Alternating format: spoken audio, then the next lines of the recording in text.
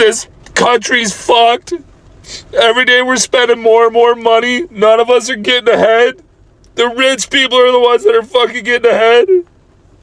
I'm tired of struggling.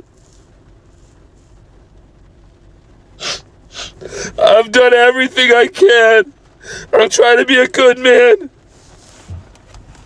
The first month I won't be able to afford rent. I'm not a rich person. I don't have a lot of stuff. I have basic household necessities, a couch, a bed, washer, a dryer.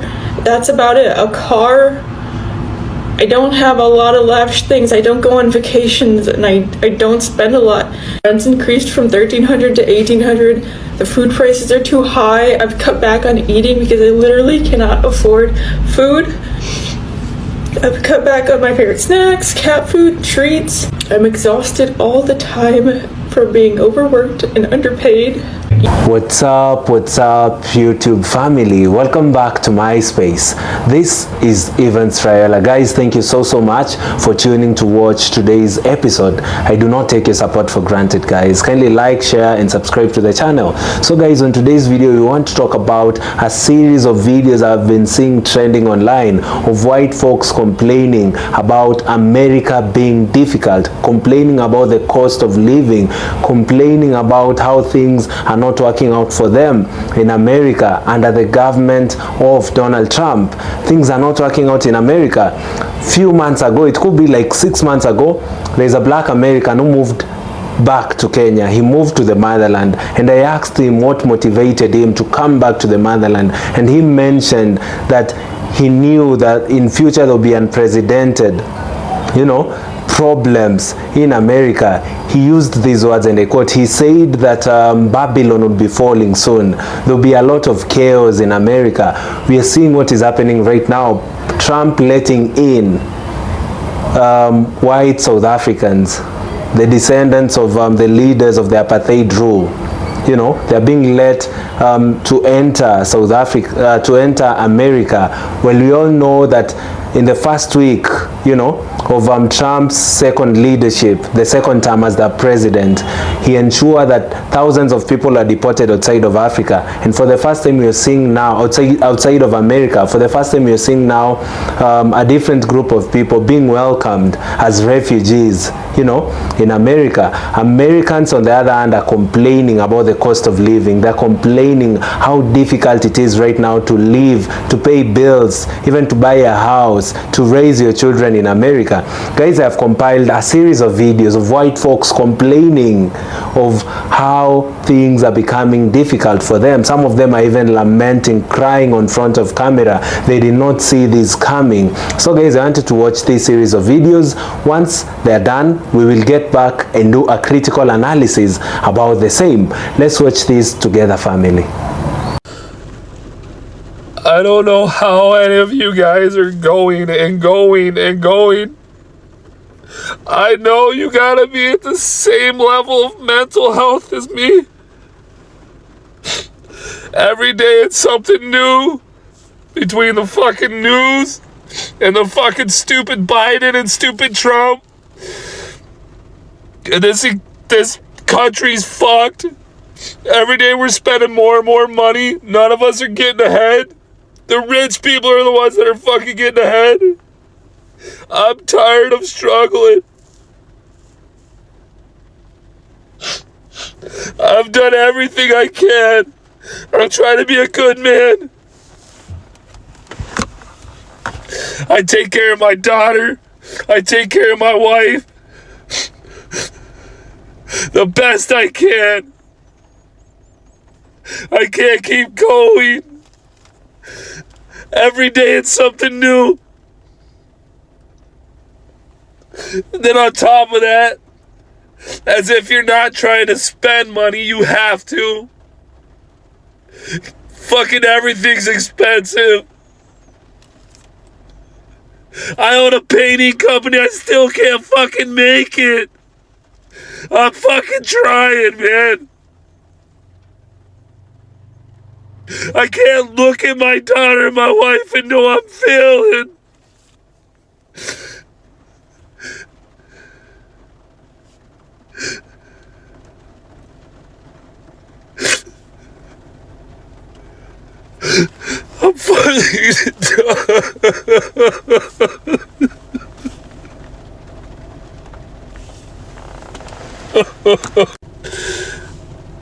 Everybody wake up. It's time to stand up. It's time to be tired of this.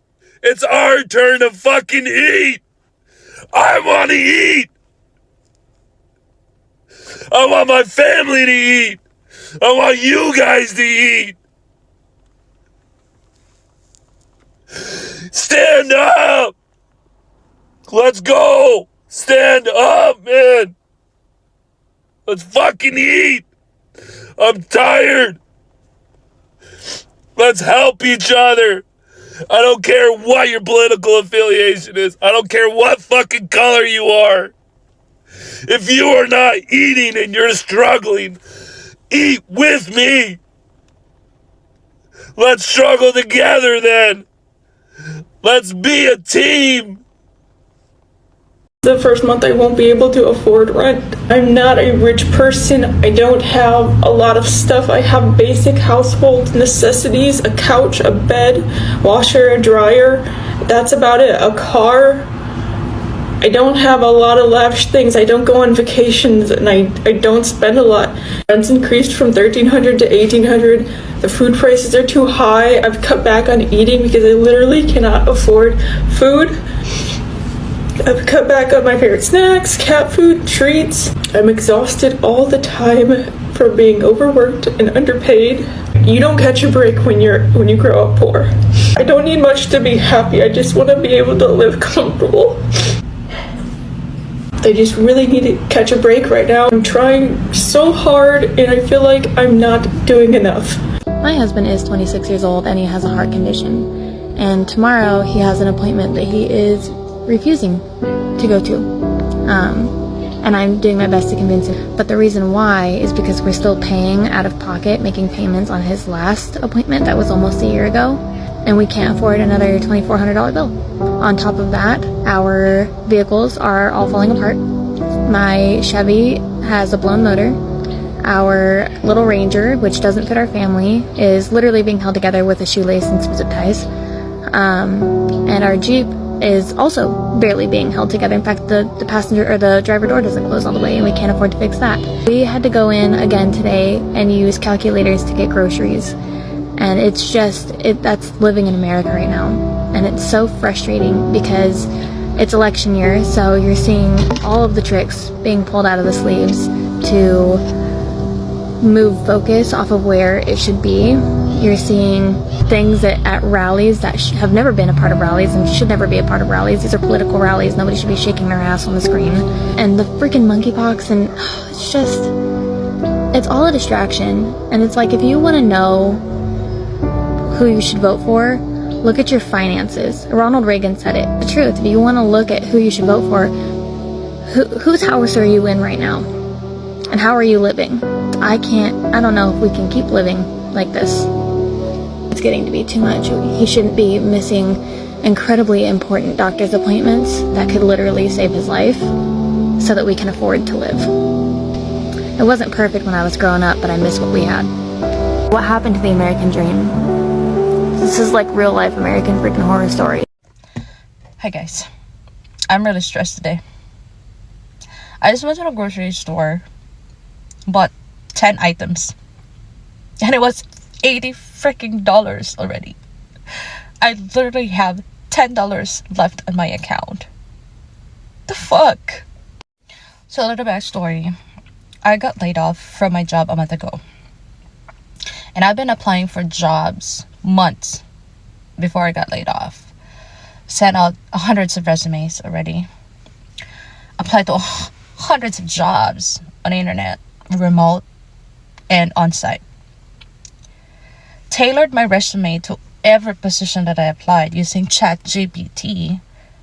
Went to only a few interviews. And still nothing. Like, what the fuck is going on with America right now? Like, it's so freaking hard to live here. Like, I'm gonna stay positive. I'm gonna keep applying for jobs. I'm gonna keep showing up. But man, my bills are not going to wait.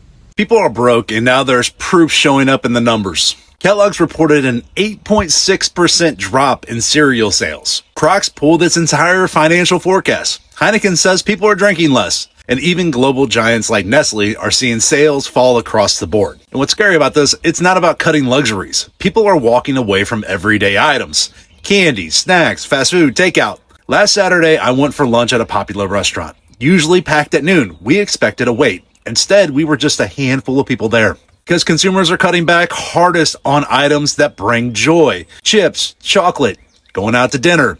Not because they want to, because simply they don't have the fucking money. And companies know it. Forecasts are being pulled. Behind the scenes, they see the truth. Demand just isn't slowing. It's fucking collapsing. After 5 brutal years, Americans are barely hanging on. And now the administration slaps tariffs on top of it. It's like throwing gasoline on an already burning house. These families are one missed paycheck away from financial collapse. Americans aren't tightening belts anymore. They've run out of fucking notches. On top of that, working almost every single day, getting no time off, getting treated not in a way I would prefer. I don't make enough money to survive. I make enough money to pay my bills and barely have anything left over. Cost of living continues to rise. Wages are stagnant. This isn't rocket science. The blueprint to the American life and American dream 40, 50 years ago was sold much differently than it was now. Back in the day, wife, maybe a couple kids, house, car, one fucking job. Now, you can work a very prestigious corporate job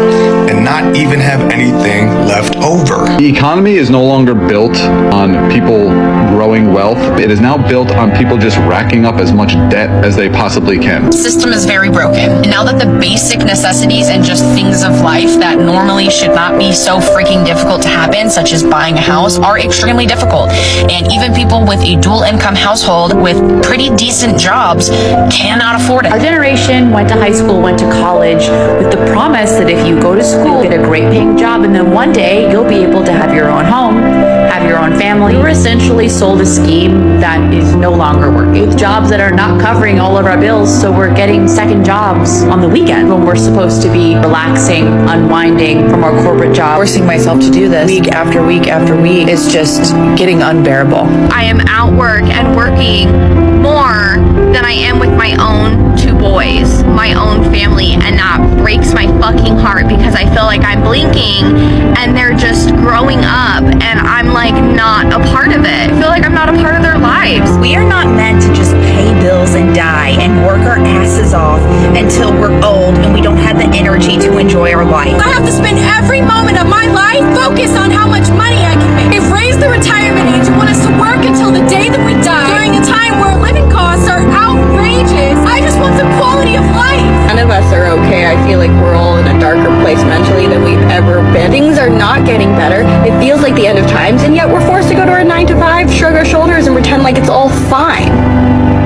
It's not fine. Are we ever going to be in a position again, making enough money to survive, chasing after the American dream, owning a house with the ability to afford health care? But should people have to work hard with 2 or 3 jobs just to be able to afford a place to live, leaving no time for rest or the ability to spend time with loved ones? Seems like our situation is bad and it only keeps getting worse. And if you're feeling any kind of shame about your financial situation, if you are getting up, going to work every day, doing your best to put food on the table and put a roof over your family's head, then it's not your fault. But it's so frustrating when you work so hard and you're just stuck in the same place, if not taking a step back. You contemplate your life choices. I don't understand how I make $34 an hour. This video is absolutely gut-wrenching. Go watch her whole video, and she is being so raw in her emotions on her frustrations about the fact that she makes $34 an hour, which isn't a bad wage, and simply can't make ends meet. She talks about the fact that she has to buy a loaf of bread and eat toast with peanut butter and make 1 loaf of bread last her a whole week. I feel like so many Canadians are struggling beyond words right now, and it's just absolutely gut-wrenching. So she talks about the fact that she owns a home and her mortgage is coming up for renewal. And she's terrified, right? Because interest rates have skyrocketed and she has no idea how she's going to be able to afford the increase in her mortgage payments.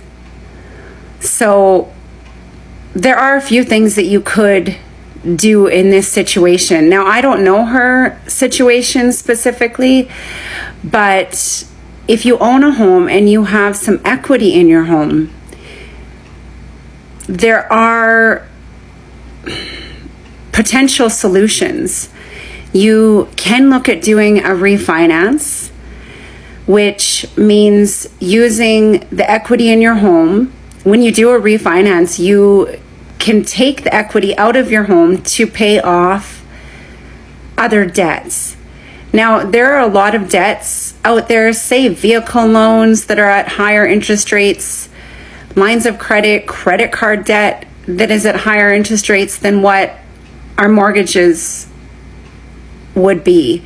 So overall, you do pay less in interest. And at the same time, you can improve your cash flow.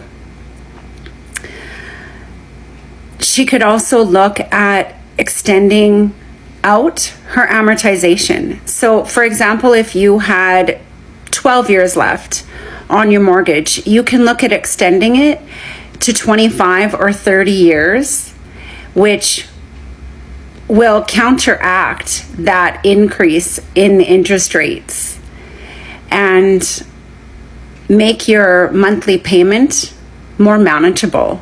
Now, I know that a lot of people are going to say, I don't want my mortgage to be another 25 or 30 years, and I fully understand that. But when it comes to only being able to eat peanut butter for breakfast, lunch, and dinner with toast, how is that for your health? You know, you do have to consider so many things outside of what might make the best sense. So by extending your amortization out, you can still pay additional money down. So if you were to get to a place where your monthly debt obligations are now manageable, you're probably going to be able to sleep better at night.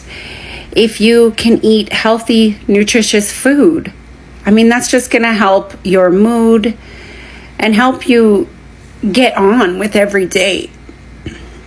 So when you do get on top or back on top of things, you can look to pay additional money down on your mortgage every month to get your amortization back down to a point that you're satisfied with. But it will get you through those tough times if need be. The bottom line is there are always options. Instead of feeling so defeated and overwhelmed, you can reach out, contact people, find out what options you have. Sometimes in life, it takes a step back in order to be able to take some steps forward.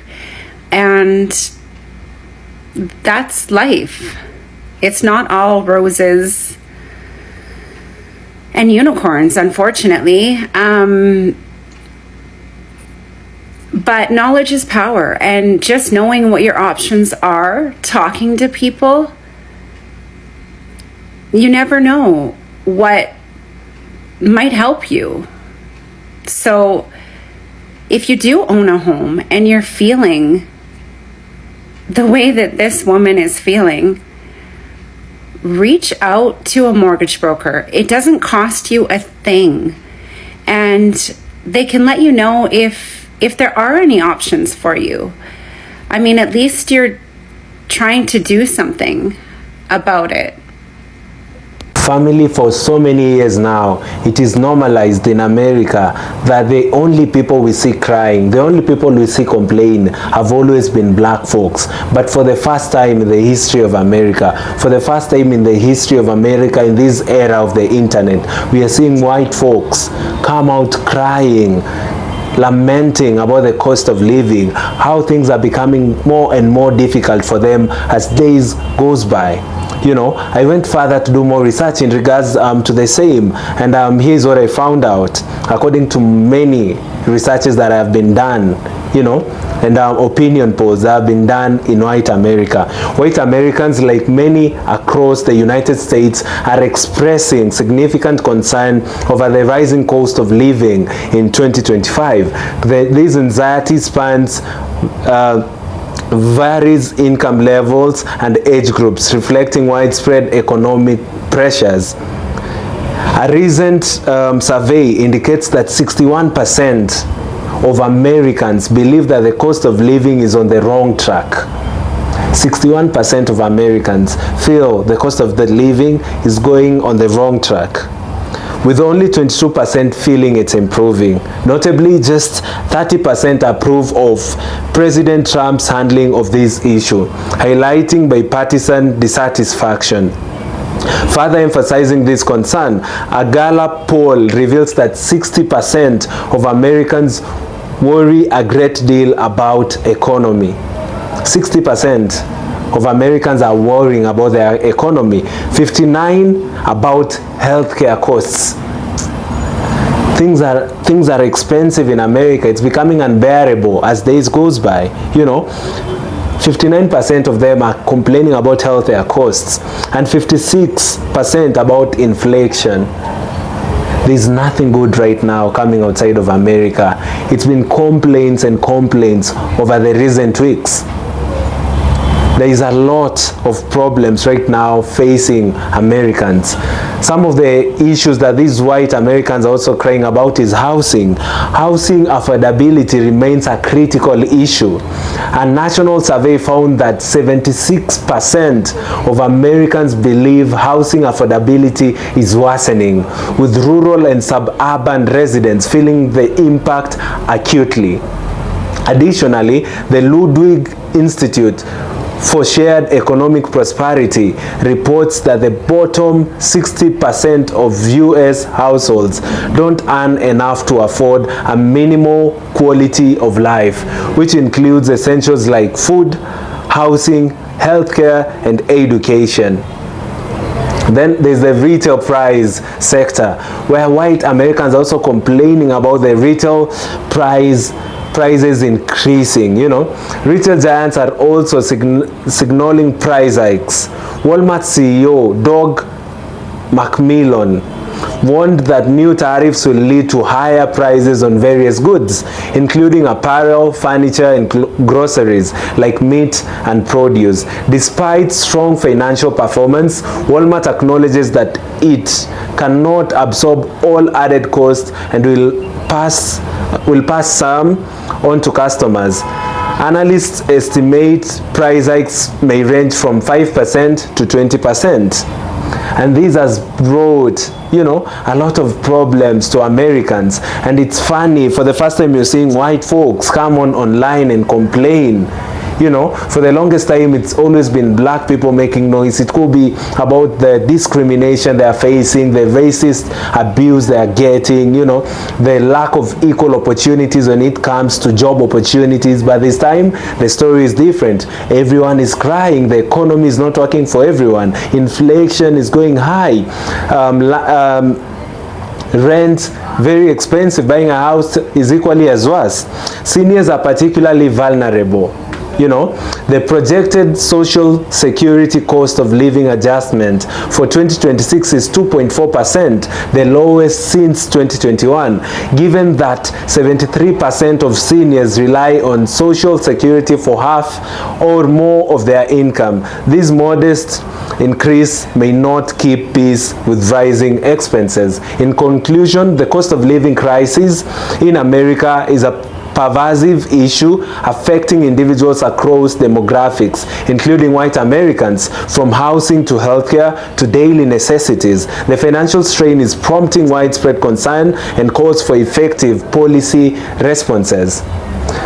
Family, we've had people in that video mention they are juggling from one work to the other. You know, they're not doing only one job right now. People are even working up to 3 companies in a day, but they are not able to raise money that can make them survive and pay their bills well in America. It's getting worse and worse and worse, and people are expecting it to even be worse, according to what my black American friend told me as to why he left America. Guys, let me know in the comment section down below what you think about this video. Kindly do consider subscribing to the channel. We are currently on the road to 50,000 subscribers, and we cannot do it without your support, guys. Thank you, and see you all in our next episode. Goodbye for now.